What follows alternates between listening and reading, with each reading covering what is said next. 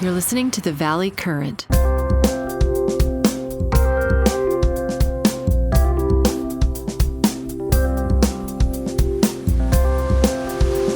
Hey, Steve. Hi, Jack. How you doing? Oh, doing okay. It's your busy time of year right now, so thank you for coming on the show.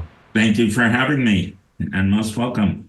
You're looking great. I know this is tax season, and you're doing a lot of stuff leading up to April 15, I'm sure, right? We are. There's an early surge, and then there's a late surge, and we're right in the middle of the early surge. I mean, it's sort of like some people are very diligent early on, and then there's the rest of us, right? When do you find time to do your own taxes? Are you like a routine extension taker? We are. We always end up doing ours last.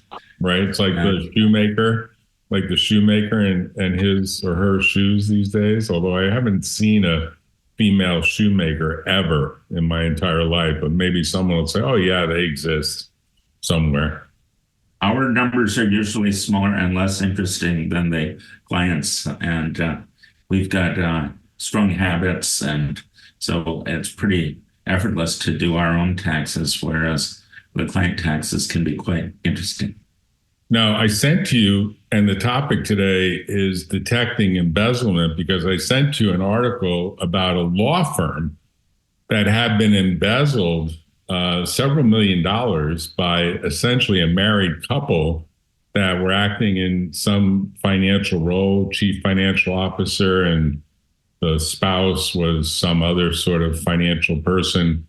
And I have to tell you, I think that happens a lot more than people realize it, that even law firms with obviously lawyers who can sue the hell out of people that wrong them, it doesn't necessarily stop the embezzler from engaging in embezzlement. Of course, this person and his spouse has not been proven guilty beyond a reasonable doubt, but they were charged with some substantial crimes in the courts. And presumably, if the evidence is there, they'll be convicted and they'll go to jail. For how long, I don't know. But millions of dollars worth of law firm revenues that were used. And I guess there's also failure of tax reporting on that theft, right? Because they gave themselves a bunch of bonuses by paying their expenses with firm money that were unauthorized and unapproved expenses, millions of dollars over the years that they did it. But you've seen that in your own practice, right? I mean, you've seen clients come to you say, the numbers don't add up. Where'd the money go? And then you discover that there was some form of embezzlement, right? I usually come in afterwards when the embezzlement has already happened and people are trying to deduct the losses on their tax return. In my career, I might have once or twice stumbled across something that was questionable, but I usually get brought in afterwards. I have never been brought in advance by a business saying, hey, Steve, we want to do prevention. We want to make sure that this doesn't happen. Never, not once. That's too bad, right? Because there's obvious controls that you would say should be in place by every business organization, even sole proprietors that get help from outside people, right? There are changes that are easy, sometimes even free and effortless, that would greatly diminish the risk. But I always get brought in afterwards, and I guess it's a symptom of our culture. Do you remember the early Boston Legal episode where the senior partner comes into the conference room? I don't remember if it was Shatner or Renee Oberschulze, and he's not wearing pants. I don't remember it, no. I didn't watch that show, but I've heard it was pretty funny. Yeah, I'm reminded of that in this particular case with the law firm, which should have known better. Among other things, having a husband review their wife's MasterCard expenses, but having a CFO responsible for tens of millions of dollars, at least in this situation, who's not a CPA. is not licensed, is not. I was teaching a graduate class, and as an early exercise, I had all my students look up their management to see if anybody in their management actually had a CPA after their name, and then look up their license. And whenever I gave that exercise, there was at least one person who would come back and say, "Oh my God, they're not really a CPA. Their CPA was revoked for bad behavior." Right. And it's rare because if you have a real CPA, generally there's no problem, and you're handling millions of dollars of other people's money, and there's never any theft or mistakes. But there's people out there who claim to be CPAs who are not, and don't hire that person. So look them up. It takes 2 minutes to look somebody up on the State Board of Accountancy to find out that they're really a CPA or really an attorney. And that 2 minutes gives a significant reduction in the chance of being victimized. The courts now require that lawyers put on their pleadings their actual bar number. And I think they actually do, in the start of every case, look up that bar number to figure out, well, is it really a lawyer? Because there are people that engage in the unauthorized practice of law, either because their bar was revoked, their bar admission was revoked, or they're actually not members of the bar, but they sell legal services, and they may even file pleadings in court as though they are, and they just make up a number. And so, the regulation of licensed professions require that kind of review happen. But years ago, we didn't put our numbers. It was a highly trustworthy thing that if you were filing a case, of course, you remember the bar. And now they actually say you have to put the number in. And the other interesting thing that's happened, and it's pretty surprising, is there are lots of lawyers who are members of the California bar. They pass the exam, they pay the dues, they do all that. They don't live in the United States, and they're not U.S. citizens. And they engage in the practice of law from foreign countries via Zoom, via email, via whatever you want to say. And they have teams of non-licensed people, call them support staff, that are actually supporting their legal practice overseas, sometimes even in countries like Russia, if you can believe that. And they provide legal services with some competitive advantage in the form of people that work for a much lower hourly rate. And then they are able to garner some additional profits that way. So I don't think that's embezzlement. I think that might be called savvy competitive advantage. But the case we're talking about is there was a certain lack of controls in this law firm, as you recited some of them, and you would probably rattle off 10 different things that you'd say that law firm should have been doing, because I'm guessing they didn't have any outside auditor, and they certainly weren't getting any sort of certified financial statements, right? Because presumably the outside auditor would have detected some of this over the years, right? Even on a sampling basis, realistically. Yes. And they would have certainly noticed and mentioned the control weakness that there was a lack of separation of duties, that you had related party stuff. Audits are not designed to detect conspiracies. They're designed to detect malfeasance by one individual operating alone. They're not really capable of completely preventing a conspiracy of multiple people. But that's one of the reasons for having an employee handbook and policy that family members, husbands and wives, should not be supervising each other or in a situation where they're expected to have control duties over each other's behavior.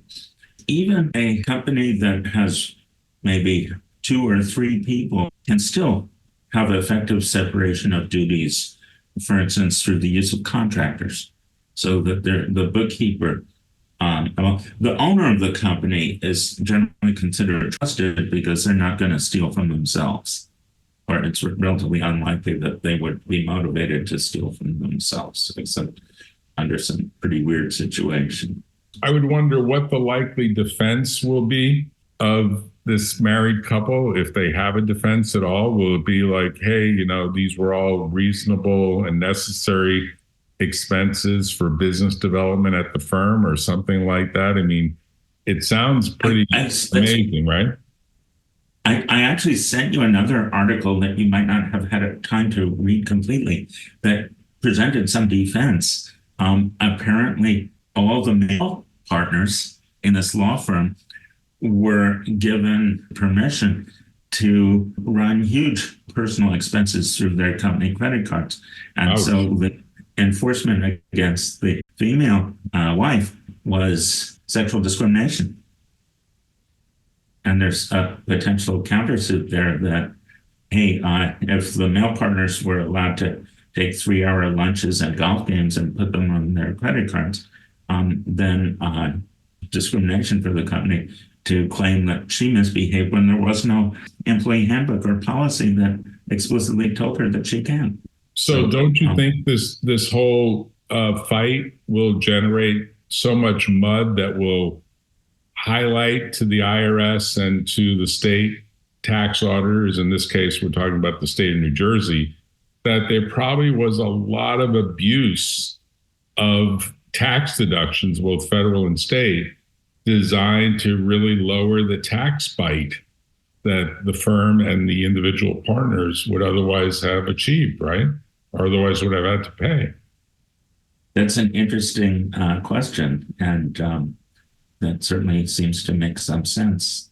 I mean, it's almost like, okay, the bad news is you guys didn't have, or your partnership didn't have the additional profit margins that would have existed each year as a result of the loss of the cash that went to the embezzlement.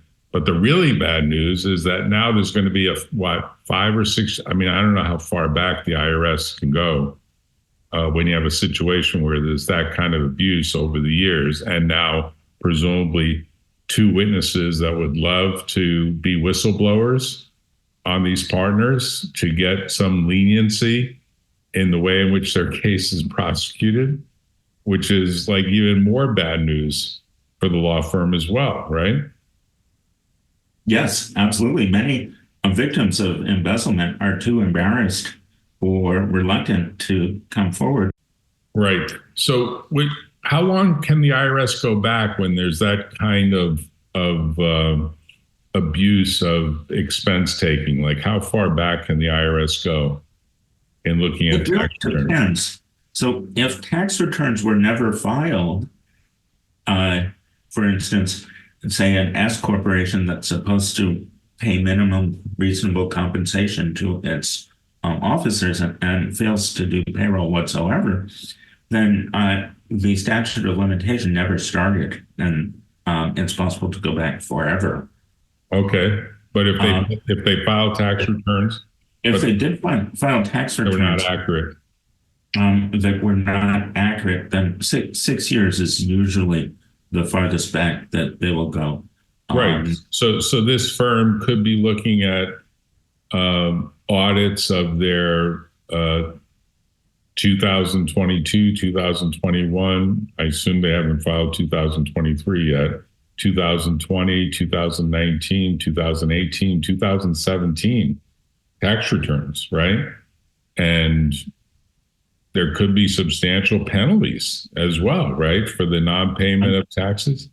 Yeah, that's right. It could go back to 2016 because the 6 years is measured from the tax due date, which is the year after the tax year in question. So, yeah, it's a big coming forward. And a lot of times the real difficulty is not so much catching the perpetrator, but what do you do after you catch them? What lawyers do you bring in to handle the situation after the? Like, what would you say? I'm just curious to the law firm, if they hired you and said, "Look, Steve, we had these people that were non-lawyers who were running our financial side, and we've discovered embezzlement, and good news is we don't have to bring a civil case. I guess they could bring a civil case. They probably can get restitution in the criminal case, maybe through some forfeitures and the like. But what do you recommend we do now to get ready for the eventual audit that probably is going to happen given this history? What should we do? Do you say, yeah, it's a pretty significant audit for going back to the 2016 returns, and maybe you just confess to, look, we realized there was a lot of things that weren't done according to generally accepted accounting principles or according to generally accepted tax reporting principles, and fess up to it? I mean, that's kind of what the Southern District of New York has now got as a pilot program, their new pilot federal whistleblower program designed to get people to sort of self-police. But what do you recommend to them when you come in as the CPA to sort of figure out what the next thing to do is in terms of amending all those tax returns, if that's what you would imagine potentially having to do here? As a tax advisor and tax preparer, I don't have the authority to tell a client to redo all 6 years. And because the IRS enforcement budget has been so low in the past, there's often a good chance that somebody can skate, or a company can skate on past years and only amend those tax years if they get caught. I would recommend several things, though, one of which is to tighten the controls so that this doesn't happen again. That would include separation of duties, which I already talked about. It would also include looking at the fraud triangle. So there's 3 big factors that make one suspect possible fraud. To do an analysis of ratios and trends to just get an idea of whether there's large amounts of money missing, and also to look at 3 control functions, one of which is having custody of the assets, one of which is having the ability to authorize transactions, and the third of which is record keeping. And those 3 activities should always be separated. So whenever a single party has 2 or 3 of those responsibilities, then there's an opportunity for fraud. So you're saying there's like three different people carrying out those 3 different functions, right? It should either be 3 different people. You can do less. You can have less people involved by bringing in contractors or using the owner, and on the assumption that the business owners need them to steal from themselves. Right. Is a trusted component that they can handle 2 of those 3 functions, and then you would want a third person in there for the third function, just to help be sure that errors are being caught. And also, in general, it's not a good use of the business owner's time to be doing the bookkeeping. So when you see even a sole proprietor who says, look, I'm delegating this stuff to the same outside bookkeeper, and he or she is doing all 3 functions, what do you say to that sole proprietor? Like, that, is that crazy? This would typically be some outsourced bookkeeper, right? Absolutely. You're giving somebody the power to walk away with all your hard-earned resources. The outside bookkeeper should not have the authority to write checks or to process credit cards or to receive revenues, to open the mail. There should be somebody else opening the mail so that the bookkeeper cannot pocket checks and then cover up the missing check with false bookkeeping entries. Allowing the bookkeeper to also do authorized transactions is a bad idea. I had a situation where another CPA firm wanted to sell themselves to me. Okay. And one of the things they did as a convenience for their clients was to handle the accounts payable to the state tax authority. Okay. So in other words, the outside CPA firm would write and mail and pay the state tax bill on behalf of their clients. Okay. And they didn't appreciate that there was a huge risk it turns out that any responsible party is personally responsible for unpaid payroll taxes Right. going back 10 years and is guilty unless they can prove themselves innocent. So by taking on this accounts payable role, the outside CPA firm was exposing themselves to losing their home if any of their 700 clients failed to make payroll tax accurately. So was this just a goofy rookie error on the part of the CPA firm? Because they really should know that aspect of payroll tax non-payment risk, right?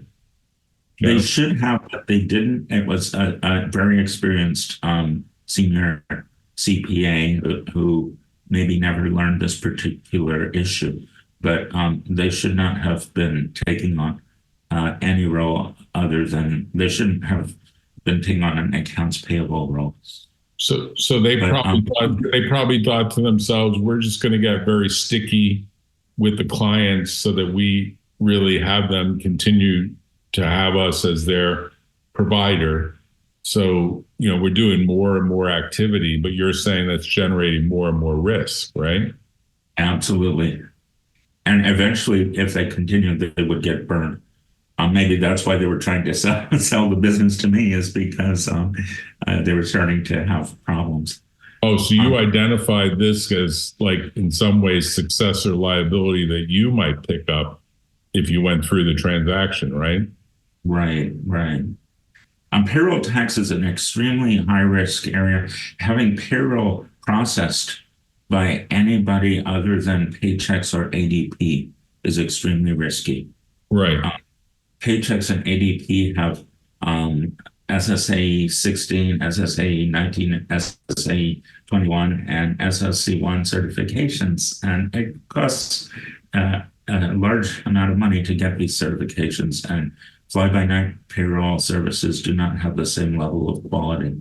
Right. So getting the payroll done accurate. I just helped a nonprofit, and they found this person who was very enthusiastic about the mission of the nonprofit for animals that had no homes, et cetera, et cetera.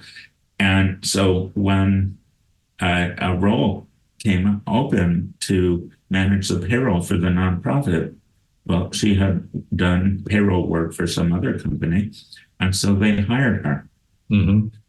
Unfortunately, being very enthusiastic about the mission of the nonprofit did not extend to keeping her hands off the cash. And so by the time they realized there was a problem, because she was the only one doing financial activities, they were very understaffed. By the time they realized she was embezzling, $60,000 had been lost. Ouch. And, you kind of want somebody who's got certifications and bonding and a track record of counting other people's money in that payroll management position. Right. Now, I got volunteered to help when the IRS complained of payroll taxes unpaid. So I was able to do some help in terms of mitigating the penalties and interest and explaining that, there were mitigating circumstances, COVID, understaffing, nonprofit mission, et cetera, et cetera. And right. So hopefully they can have the penalties and interest reduced slightly. But the payroll taxes, unfortunately, will eventually have to be paid. Well, do you think this problem is probably going to increase as we see the level of inequality that often is perceived between certain employees and the CEOs? Because if you think about it, it's almost like jealousy of, well, why are these people making so much money and we're making so little? So we'll just use self-help and sort of take the funds out of the kitty. And there is this question mark, like, I guess Elon Musk is renegotiating his pay package right now with Tesla. He's moving the company to Texas because Delaware has been too strict in reviewing his pay package and has knocked it down. But he's going to ask for even a greater stake in Tesla. And the board is hamstrung because it's like trying to imagine Tesla without Musk is like trying to imagine Apple without Steve Jobs. It's just unimaginable. And so he's got a lot of negotiating power. And he's taking the view that, hey, if you don't give me what I want, I'm sort of walking out the door with all the AI stuff that I had planned, as though he's going to put it into some different company or start a different company. It seems like there would be a fiduciary conflict there if he takes that corporate opportunity, because they certainly have represented that Tesla is an AI software company and not just a car company, and eventually a robotics AI software company and not just a car company. But he's threatened that pretty publicly. And I'm just saying, if you look at that mindset of this guy's going to make like $1 billion a month, not $1 billion a year, $1 billion a month. I think you and I both said Steve Ballmer makes $1 billion a month from his Microsoft stock, which is pretty shocking. I mean, there's this sense of inequality of how can someone make that kind of money and then the rest of us are like the other 99%.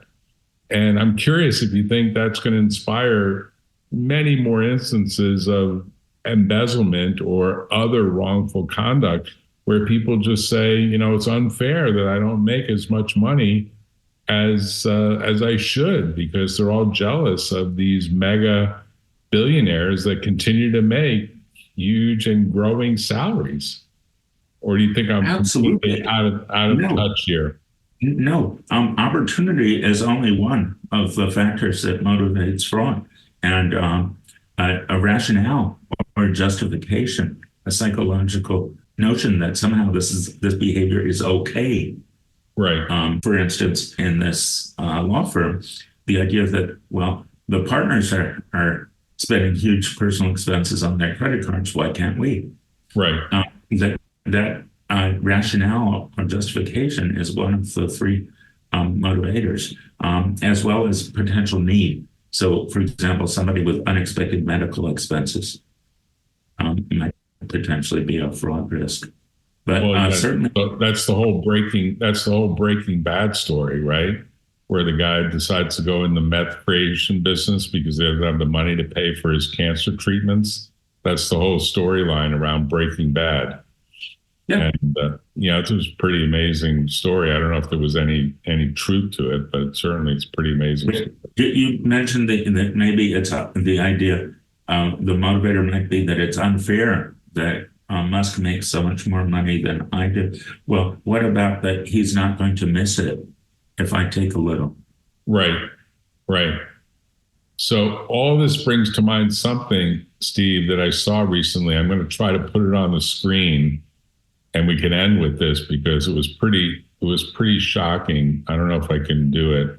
I don't know if it's going to come on the screen, but it was a YouTube video of an individual that was walking out of a Emeryville store, Apple store. I don't know if you saw, the video went viral with like 49 iPhones. Did you see that?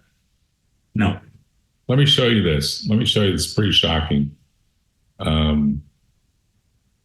me see if I can show you this, because it went viral and it's on YouTube and it's not been taken down.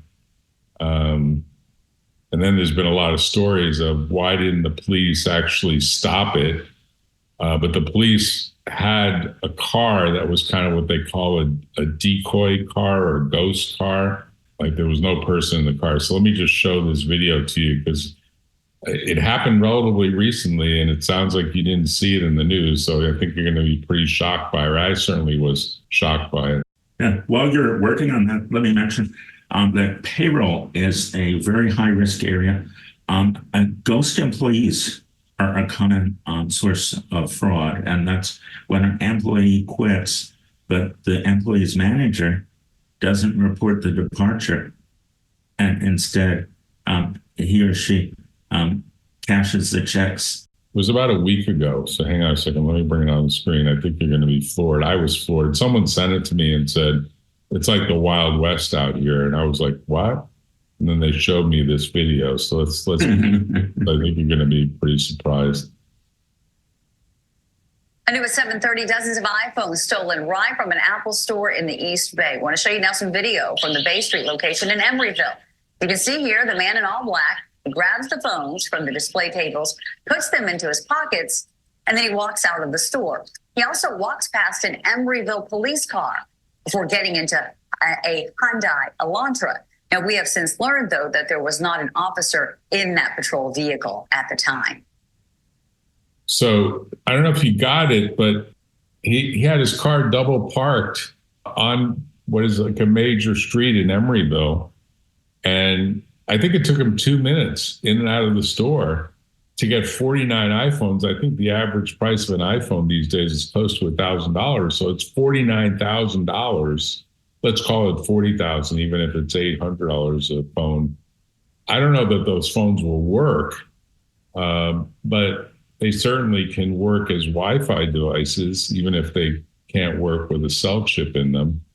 But you have to be amazed that that kind of brazen conduct happens in open daylight in a major city in California, and it's like there's no pushback at all inside the store. I guess their view is that we don't want any physical harm. I mean, everyone's filming it, right? So it's going to go viral. I don't know if they'll detect him from his red high-tech sneakers that he was wearing. It's pretty obvious, conspicuous gait to his walk, right? Was there a license plate on that car visible? Oh, I'm sure you can zero in on the car, right? I mean, how many of these cars can exist in that neck of the woods? But it's almost like Apple needs to have a drone that would follow the car and take video of the car. Like if you're Apple and you're a high-tech company, like the drone would basically be hovering right behind him. Now, maybe he would come with a bat to bat the drone. Now, I'm just giving Apple an idea here. But imagine the drone exits the store and follows the car and sends a 911 call, because at some level, I mean, they've got to try to be deterring this conduct, because it seems to repeat itself often, and even the ghost police car didn't work. But that's not embezzlement, that's grand theft. I mean, that's just brazen. I mean, it's not armed robbery because he didn't look like he had a weapon. I mean, it's basically just outright daylight robbery, right?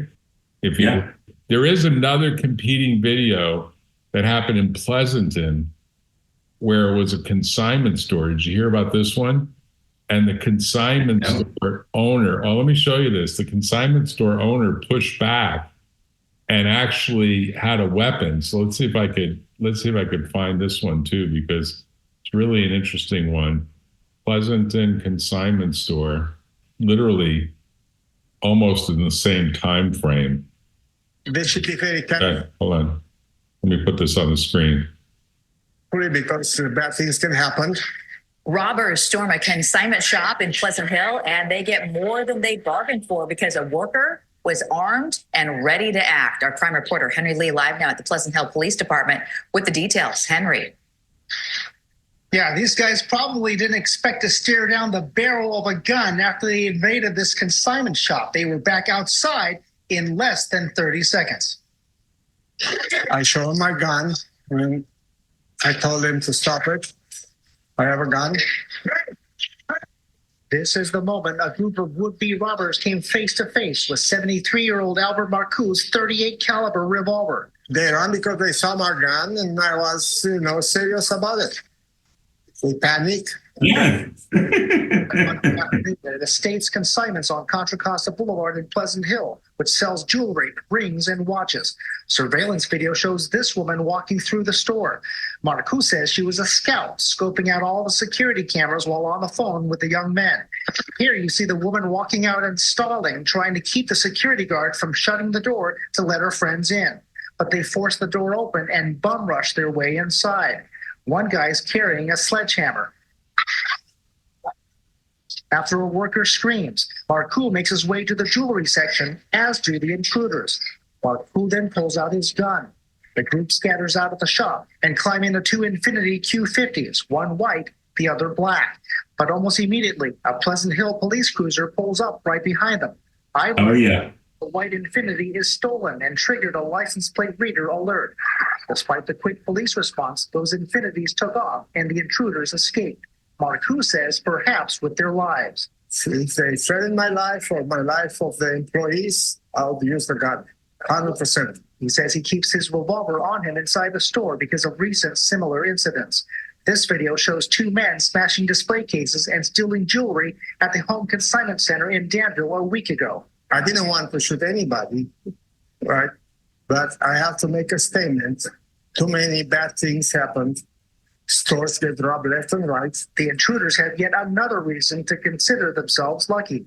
Tiger, Marcoux' German Shepherd, happened to be at the groomers that day. The business owners to take example and fight for themselves, because if you don't fight for yourself, nobody will. So the message here, you never know who just exactly might be armed. Anyone with information is asked to contact Pleasant Hill Police. They got away, Steve. Apparently these guys in these two Infinitis got away. It's shocking to me, right? Because the cops were hot on their trail. Seems like there should have been the drone again or something that just followed, like did something to track where these guys went. Because it's like the Wild West and so, and of course, once bullets fly, there'll be innocent people that will probably get shot. And by the way, the law in the course of a felony, when someone gets a homicide, that's considered a felony murder. And yes, essentially that's like they each would be charged with murder. And the felony murder rule would say you took a risk that bullets would fly. And even if you're not the one that fired the bullet, you would be responsible. Fired the gun and the bullet that was in it, you'd be responsible. So, I mean, it's embezzlement is sort of a white collar crime, and these are much more street crimes. But this whole degree of inequality may be creating jealousy and motivations that didn't exist before at the level that now exists, right? There has to be a rationalization and a need and a weakness, an opportunity. It makes you speechless though to watch these videos. Like, is this America? Is this what we're coming to? Is this why the Second Amendment is being argued to be so important in America? Because we're going to expect to each have to defend ourselves with a concealed weapon, the way that guy is, that store owner is doing it? I actually was once at a Walmart, and somebody took some stuff off a shelf, grabbed one of the Walmart bicycles for sale, pedaled the bike right out the fire door. Wow. And if he had come within a few feet of me, I might actually have done something to stop him. But he didn't come within a few feet of me, and but it was, within 20 or 30 feet. But on the bicycle, he was much faster than I was. But there you just say, you're an innocent bystander, and it's like Apple. Apple's view is the employee shouldn't do anything, and even the security person at Apple wouldn't do anything other than right. It's not my job. And they've got surveillance video of this person, and they can figure it out who he is and catch him. But when you have an experience like that, you then sort of do an after the fact, a retrospective analysis to see, was there something I could have done differently? Right. So right. It certainly is interesting. Right. Well, I think you did the right thing. I'm glad you weren't hurt. And I wanted to show these videos just to say that, embezzlement is a much sort of softer crime because it happens surreptitiously and often for months and years. And then someone wakes up to something doesn't add up here. And I actually know another law firm in Palo Alto, I won't mention their name, where it actually happened over a 15-year period. And it was only as the small firms, partners was trying to decide, like, when will we finally be able to retire, that they reviewed all their records and said, our business manager has been stealing from us every year, a huge amount. Now, I don't know if they ever recovered. I don't know if that particular business manager was prosecuted. I don't know if there was insurance coverage. I don't know the details, but I remember talking to one of the partners of that firm, and he said, we probably would have been able to retire, but now we have to work like another 10 years because of the embezzlement that had happened of another law firm. So when I saw this recent one, I thought to myself, this is a really interesting topic, and it must happen a lot more often than people realize it, and they just don't uncover it. It's along the lines of cyber security violations. There are companies that know they've been hacked, and then there's the rest of the companies that probably have been hacked, but they don't even know it yet. And it's a little bit like, expect to be hacked. I mean, you look at all the phishing email that comes through that still doesn't get caught by all the security systems that are out there that are baked into these tools that we use. And it's clear that the threat is real and it's continuing. It is. And I'm glad you brought that up, because that's a huge, huge risk, and it's growing every year, just like the amount of negative content on YouTube. But every year, because of Moore's law and explosive growth in technology and movement towards digital assets and digital transactions and reporting and whatnot, the cyber risk, especially in CPA firms or law firms, even in IT consulting firms, I get every week, I get emails from fake clients. They're designed to make me want to open and click on someone to say, well, give me a quote. I'd like to use you for your CPA services. I've got a big check for you. Just click here. And of course, it's sometimes it's even the first couple of emails are completely legitimate. And it's until the third or fourth email that, here's my tax files from last year. Click here. I get so many of these that I can tell from the very first email that this is not a real client, because it's they frustrating. don't have a phone number. It's really frustrating because you get the sense that there's just a lot of crime out there that's just waiting for a victim. Like, it's just, you can be victimized almost instantly if you click in the wrong place. It's really shocking. It's not just me, but my staff could easily say, wow, this is a real client. Let's help the company and get some new business. And click on it. So training our staff to not click on these phishing emails is extremely important. As the frequency of these attacks increases greatly each year. So, Steve, tell people how they can reach you, because you're one of the best tax people out there, and tax season is in full swing, and you are taking new clients so long as they're legitimate and they don't send you any phishing emails. So how would they reach you? Indeed. My email is srabin, S-R-A-B as in Bravo, I-N, at srabin.com. My cell phone is 408-887-6433. And you can also reach me at my website, www.taxservice2, that's a number 2, U.com. Okay, Steve, take care. Have a good evening. Thanks for coming on. Thanks for talking about embezzlement and other crimes occurring both in California and really throughout the world, certainly throughout the nation and likely throughout the world. And we'll continue on these topics. Have a good tax season. I'll check in with you next month. Talk to you later. Indeed. Bye-bye. Always a pleasure. Thank you, Jack. Pleasure. Bye-bye. Tune in next time on The Valley Current.